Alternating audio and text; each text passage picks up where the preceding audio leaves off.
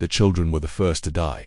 It wasn't a war fleet or a great battle. It wasn't soldiers standing in defiance of overwhelming odds. It was a transport ship, ordinary, small, filled with families leaving the overcrowded dome cities of Mars for a new colony at Vega's reach.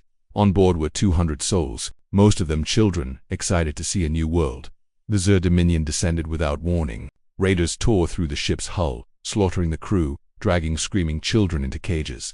Others were vented into the void. When Earth demanded answers, the Dominion shrugged and denied involvement. The Council called it a tragic but isolated incident.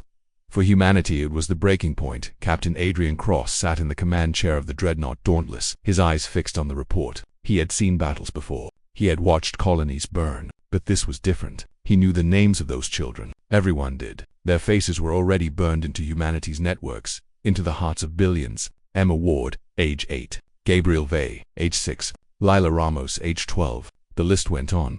Lieutenant Mara Vey sat at her console, her face pale and rigid. Her nephew had been on that ship. She had no tears left, only the cold weight of rage. They murdered children, she said, her voice trembling, not with grief, but fury. They murdered them, and the Council calls it isolated. Commander Lewis Grant's jaw tightened.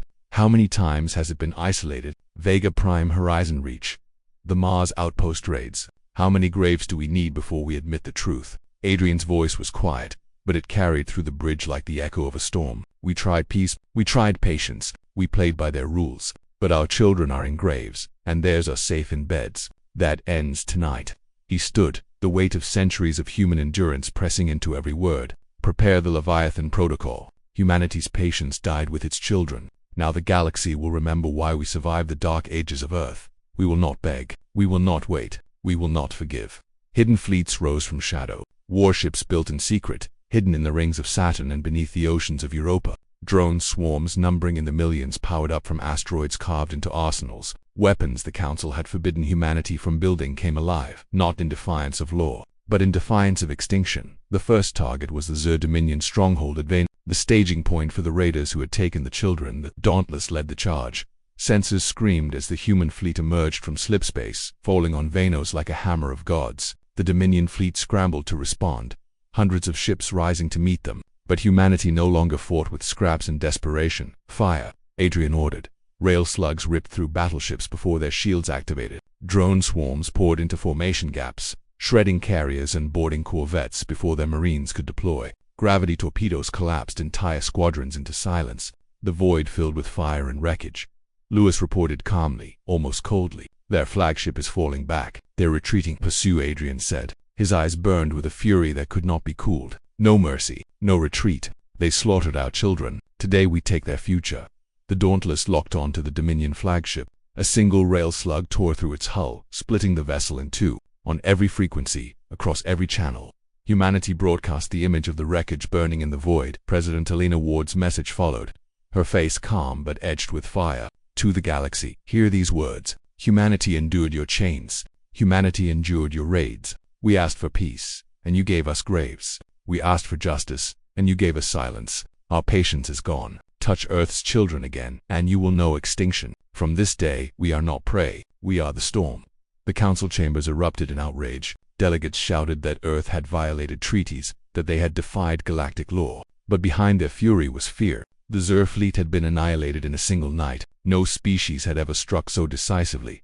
On the bridge of the Dauntless, Mara stared at the wreckage, her voice low. Do you think they understand now? Adrian shook his head. Not yet. They still believe we're civilized. They still think we'll stop. Lewis leaned forward, his eyes as cold as the void. Will we? Adrian looked at them, at the faces of officers who had lost family, who had carried grief for years, who had watched humanity be mocked and chained and beaten and still endured. His answer was iron. No, we stop when every chain is broken, and every predator fears our name. In the weeks that followed, humanity struck again and again. Dominion raiders were annihilated wherever they were found. Cathari slave markets burned, their ships reduced to ash. Even the Veil Confederacy, who had hidden behind peace treaties while profiting from human suffering, saw their fleets shattered when they tried to intervene. And with every battle, humanity freed captives, not just human children, but young from a dozen other species. Those children were returned home, not with demands, but with a message. Earth remembers. Earth protects. Whispers spread across the galaxy. The species who had once sneered at humanity as weak began to look at them with something else. Some called it fear.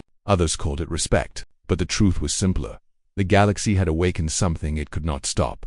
On the Dauntless, Mara stood at the observation deck, watching the stars burn bright. "I used to believe patience was our strength," she said quietly, "that if we just endured, if we just waited, the galaxy would see reason." Adrian stood beside her, his gaze steady. "Patience is strength until it kills you. They taught us that. They killed our children, and with them, they killed our patience. What's left isn't reason, it's survival." Lewis joined them, his voice grim. "And survival means we become what they fear most." Adrian's lips curled into something not quite a smile. "Good. Let them fear. Fear keeps predators at bay. Fear buys time for our children to grow, to live, to dream. That is all we ever wanted." The stars stretched endless and vast before them. Somewhere, scattered among those stars, were the graves of children who would never see their futures. And somewhere else, Redditors still thought themselves safe. But the galaxy had changed. Humanity had changed, and nothing would ever be the same again.